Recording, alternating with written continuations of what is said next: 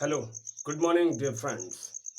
Here I am Sushil Shukla, and you're watching me on this platform जिसका नाम है English is Easy with Sushil. इस platform पे आप पाते हैं कि आप अंग्रेजी को कैसे आसान भाषा में सीख सकते हैं। साथ ही साथ यहाँ पर आपको ग्रामर भी बड़े आसानी से सीखने का मौका मिलता है।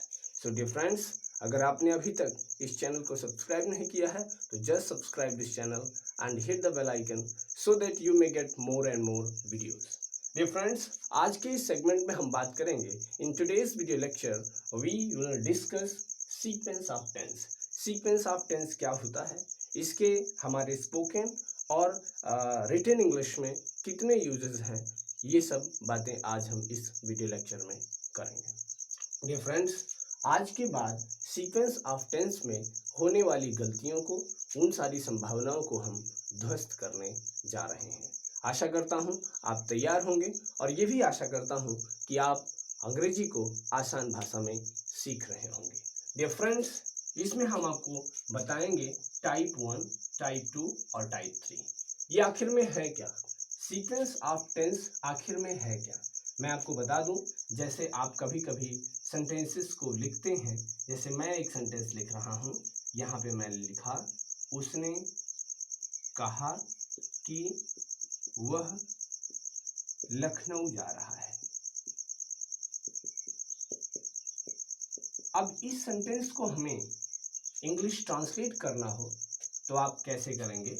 बहुत सीधी सी बात है, ये आप लिखेंगे ही सेड और इसको आप लिखेंगे दैट। और जनरली अगर आपको सीक्वेंस ऑफ टेंस के बारे में नहीं मालूम तो आप ऐसे लिखेंगे ही, और चूंकि ये प्रेजेंट कंटिन्यूअस दिखा रहा है तो इज और उसके बाद गोइंग टू लखनऊ, ये आपका सेंटेंस होगा।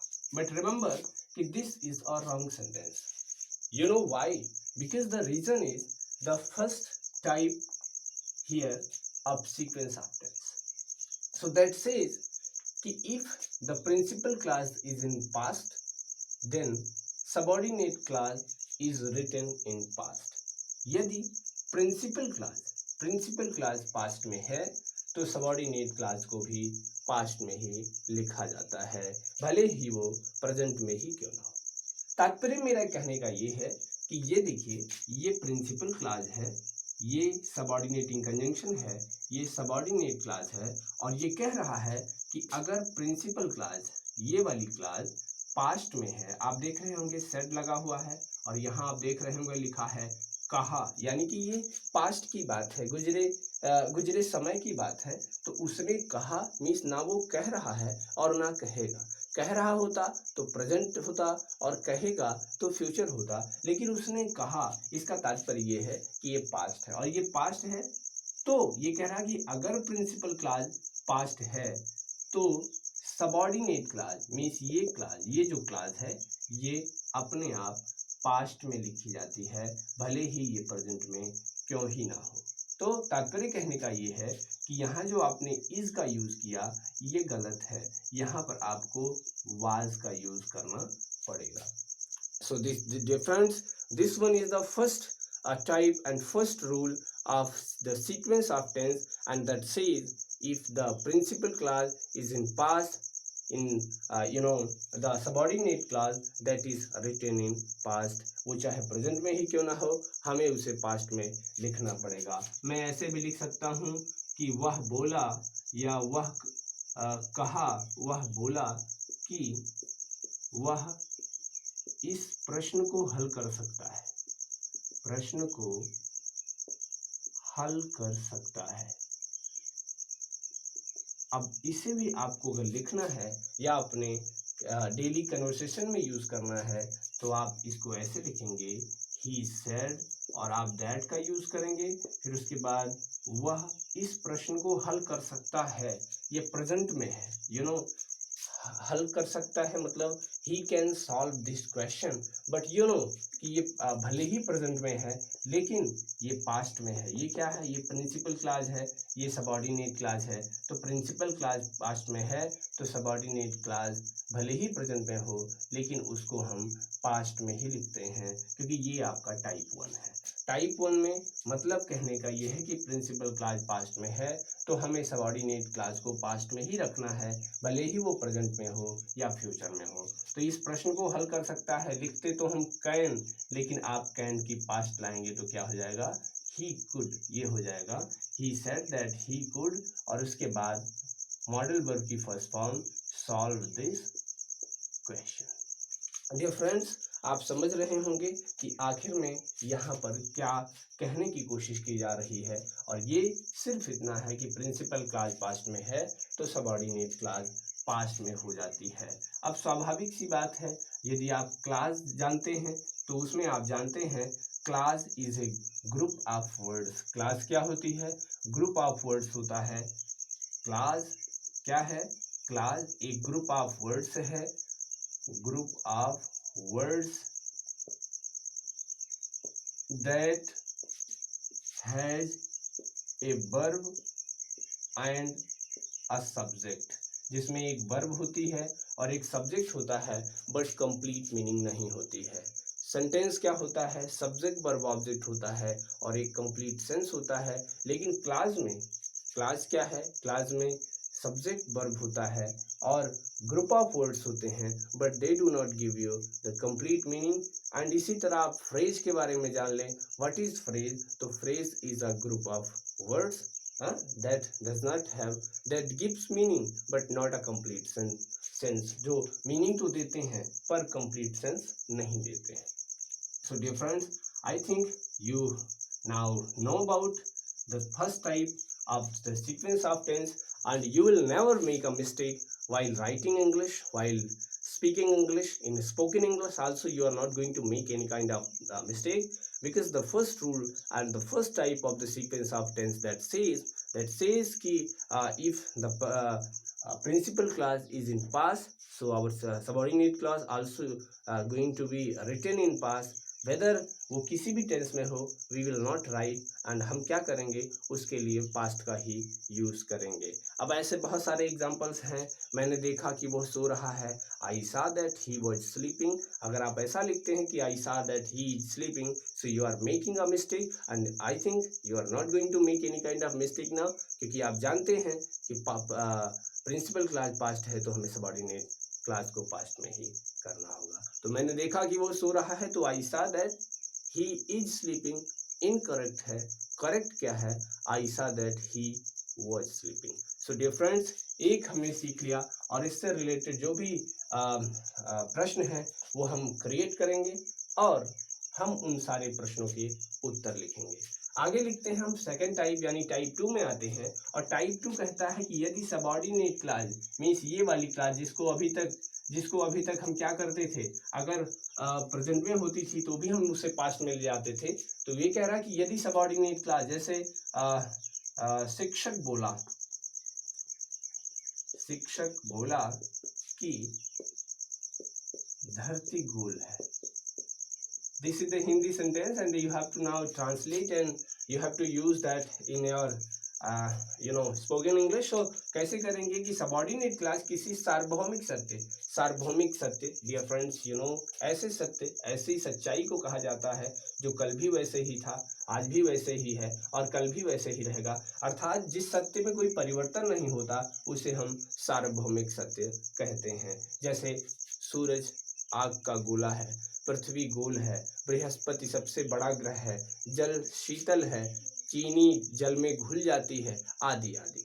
आप ऐसे जो भी सत्य हैं, ऐसे जो भी फैक्ट्स हैं, उन सारे फैक्ट्स को आप यहाँ पर देखते हैं। जैसे यहाँ पे लिखा है धरती गोल है, तो ये एक यूनिवर्सल फैक्ट है, एक यूनिवर्सल ट्रुथ है, और इस यूनिवर्सल ट्रुथ में हम कोई चेंज नहीं कर सकते हैं। यहाँ पे लिखा है शिक्षक बोला कि धरती गोल है, तो इन दिस वे ये कह रहा है कि यदि सबऑर्डिनेट क्लॉज यानी ये वाली क्लॉज किसी सार्वभौमिक सत्य को प्रकट कर रही है, यहाँ पे देखिए धरती गोल है, ये एक सार्वभौमिक सत्य है, किसी आदत को प्रकट कर रही है। आदत से तात्पर्य है जैसे पक्षी आकाश में उड़ा करते हैं, जैसे कुत्ते रात में भौंकते हैं, अजनबियों पे भौंकते हैं, ये उनकी आदत है, तो आदत को प्रकट कर रही है। या हिस्टोरिकल फैक्ट यानी किसी ऐतिहासिक सत्य से मेरा तात्पर्य है, जैसे महाराणा प्रताप ने हल्दी घाटी के युद्ध में अकबर को हराया। तो ऐसे तथ्यों को अगर प्रकट करती है तो उसे उसी टेंस में रखते हैं जिसमें वह है।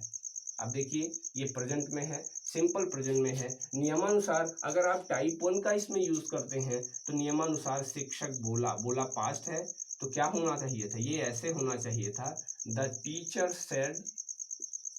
और आगे हम क्या करते, दैट का यूज करते, धरती गोल है, द अर्थ इज,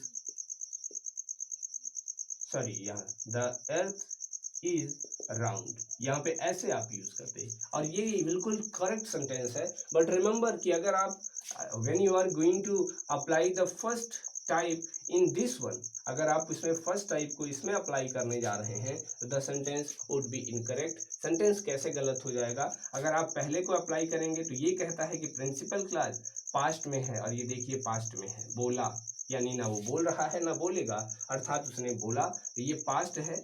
अर्थात कहने का मेरे ये है, मतलब कहने का ये है कि अगर इसमें ये वाला अप्लाई करेंगे तो क्या होगा, ये होगा द टीचर सेड और उसके बाद दैट के बाद द अर्थ, और ये चूंकि पास्ट में है तो इसको भी पास्ट में होना था, इसलिए यहाँ हो जाता वाज। वाज अगर करते तो ये सेंटेंस आपका इनकरेक्ट हो जाता, इसलिए ई सही है। क्यों, क्योंकि ये जो सबऑर्डिनेट क्लॉज है ये एक सार्वभौमिक यानी यूनिवर्सल ट्रुथ है, या तो ये कोई हैबिट होगी या हिस्टोरिकल फैक्ट होगा, तब इस फर्स्ट रूल को हम अप्लाई नहीं करेंगे। ही सेड, मैं ऐसे दूसरे सेंटेंसेस यूज कर रहा हूँ, he said that the sun is hot. अब अगर आप ये कहें कि फर्स्ट रूल को आप अप्लाई कर दे और इसको ऐसे लिखें, he said that the sun was hot, so you are making a big blunder, you are making a big mistake and I think you need not do that, आपको ऐसा करने की जरूरत नहीं है। Then in these kind of sentences you will use, जी वो जिस tense में है आप उसी टेंस में उसको प्लेस करेंगे, रखेंगे, यहाँ पर आप किसी भी प्रकार की कोई गलती नहीं करेंगे। Ravi said that Jupiter is the largest planet in the solar system. Ravi ने कहा कि जुपिटर बृहस्पति इस सोलर सिस्टम का सबसे बड़ा ग्रह है, ये बिल्कुल सत्य है। और ऐसे में आप क्या करेंगे, जैसे he said, मैंने यहाँ पे लिखा he said that water mingles, sugar mingles in water। अब देखो मैंने यहाँ क्या किया है, ये मिंगल्स, ये प्रेजेंट का यूज किया है, हालांकि ये पास्ट है, यहाँ प्रेजेंट नहीं यूज हो सकता, लेकिन यहाँ पे लिखा है कि चीनी जल में घुल जाती है, तो चीनी जल में घुलती थी, घुलती है और घुलती रहेगी। इसका मतलब ये एक ऐसा फैक्ट है जिसमें कभी कोई चेंज नहीं हो सकता, इसलिए हमने इसके टेंस में कोई चेंज नहीं किया। तो ये जो हमने प्रिंसिपल क्लॉज पास्ट में है तो सबऑर्डिनेट क्लॉज पास्ट में होगा, में ही होगी, अर्थात इस रूल को हम सामान्य अर्थ में ही अप्लाई करते हैं। विशेष कंडीशन में, यानी अगर वो सबऑर्डिनेट क्लॉज कोई हिस्टोरिकल ट्रुथ है, कोई हैबिट है या कोई यूनिवर्सल ट्रुथ है, तब वहाँ पर इस रूल को हम अप्लाई नहीं कर सकते हैं, फिर इसको हम उसी में लिखते हैं जिसमें ये होती है। So dear friends, I think कि आपको ये समझ में आ गया होगा। अब हम आते हैं तीसरे हमारे टाइप पर, जो आज का ये सेगमेंट का लास्ट टाइप है। और इस लास्ट टाइप को समझने के बाद, इन तीनों को समझने के बाद, आप इनसे बनने वाली जो भी प्रश्न हैं उनको, उनकी संभावनाओं को ध्वस्त करेंगे और साथ ही साथ उन सारी गलतियों को अब आप नहीं दोहराएंगे जिन गलतियों को आप करते हैं। तो यहाँ पे लिखा है कि यदि प्रिंसिपल क्लॉज प्रेजेंट या फ्यूचर में है, अब मैं ऐसे लिखूं कि वह कहेगा कि वह मेरी मदद कर सकता है, ये मैंने लिखा, वह कहेगा कि वह मेरी मदद कर सकता है। ये मैंने एक सेंटेंस आपके लिए लिखा है और आप देख रहे होंगे कि ये देखिए, ये प्रिंसिपल क्लॉज है, ये सबऑर्डिनेट क्लॉज है।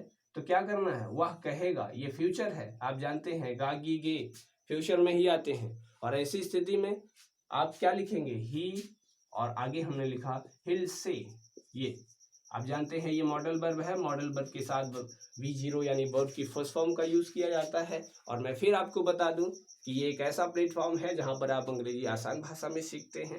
My name is Sushil Shukla and you are watching me on this platform English is easy with Sushil. तो आप जरूर इस चैनल से जुड़ें, इस मुहिम से जुड़ें।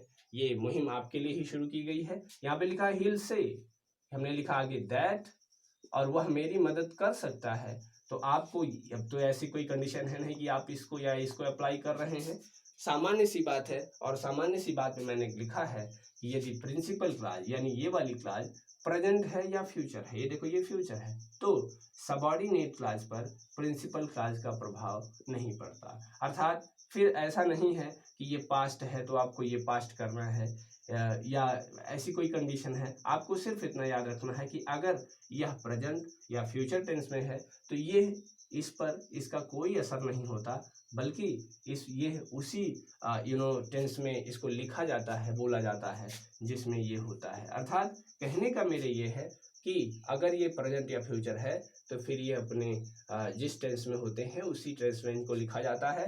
ये कंडीशन तभी बनती है जब ये पास्ट में होता है। तो पास्ट में तो है नहीं, प्रेजेंट या फ्यूचर में होने पर आप इनको स्वतंत्र हैं, आप अपनी तरह से इनको लिख सकते हैं। वह मेरी मदद कर सकता है तो आप क्या लिखेंगे, ही कैन हेल्प मी। तो ये 3 हो गए। और ऐसे भी आप यूज कर सकते हैं, he says that he is ill, वो कहता है कि वो बीमार है। He says that he will be a doctor, वो कहता है कि वो एक डॉक्टर बनेगा। so many examples you can give, and ढेर सारे आप एग्जाम्पल्स क्रिएट कर सकते हैं। तो ऐसे ही मैं चाहता हूं कि कम से कम एक रिटन सेंटेंस आप कमेंट बॉक्स में लिखें, and I am waiting in the comment box कि आप लिखेंगे।